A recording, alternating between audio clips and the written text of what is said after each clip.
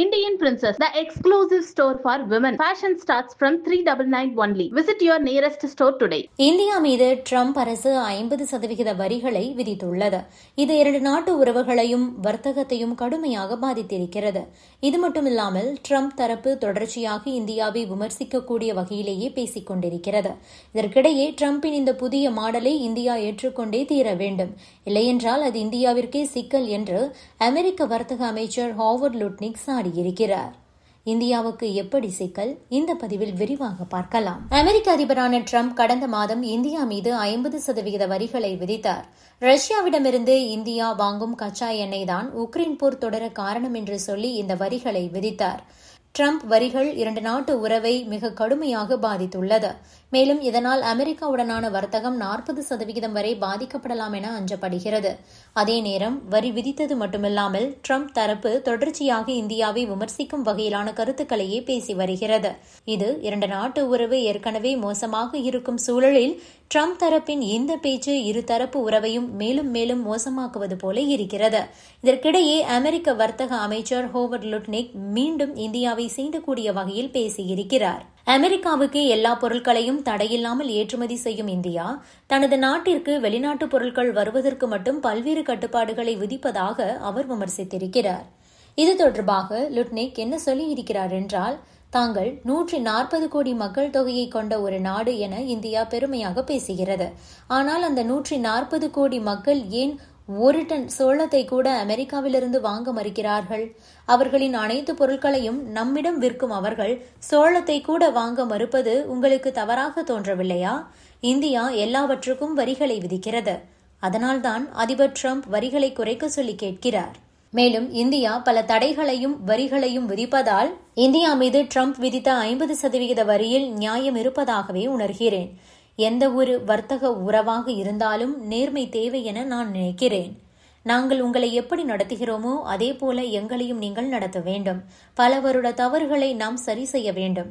எனவே இது சரியாகும் வரை நாங்கள் பரஸ்பர வரிகளை விதிக்கிறோம். இதுவே ட்ரம்பின் மாடல்.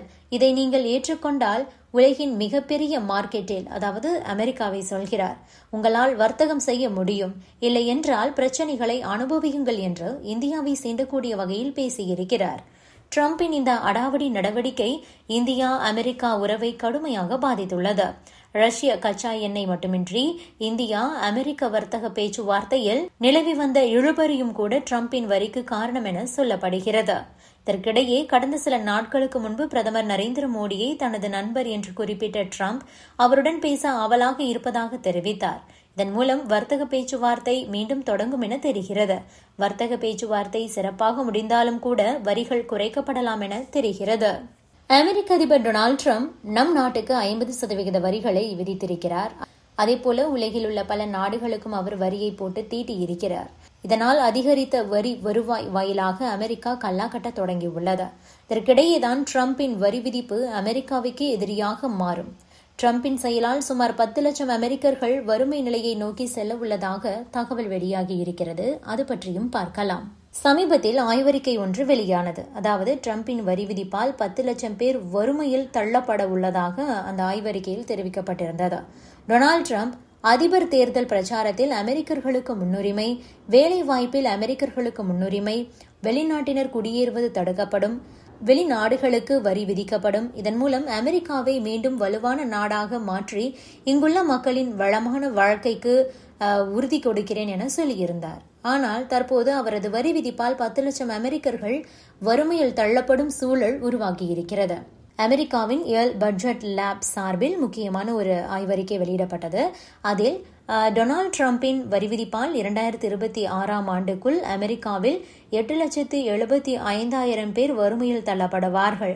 இதில் 3,75,000 குழந்தைகளும் அடங்கும். ப்ரீ டாக்ஸ் இன்கம் அடிப்படையில் இந்த கணக்கீடு செய்யப்பட்டுள்ளது.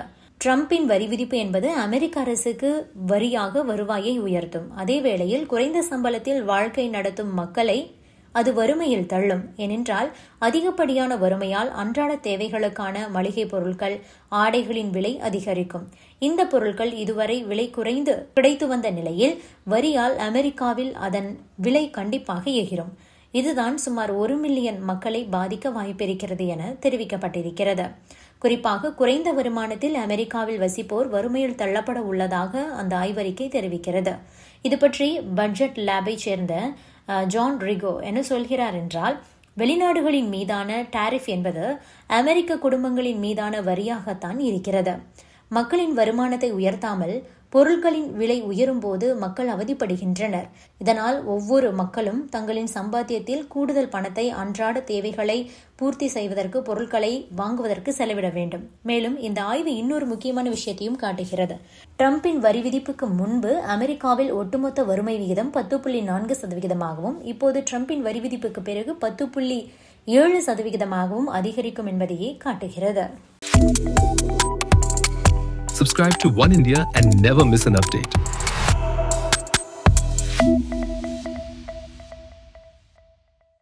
Indian Princess, the exclusive store for women. Fashion starts from $399 only. Visit your nearest store today.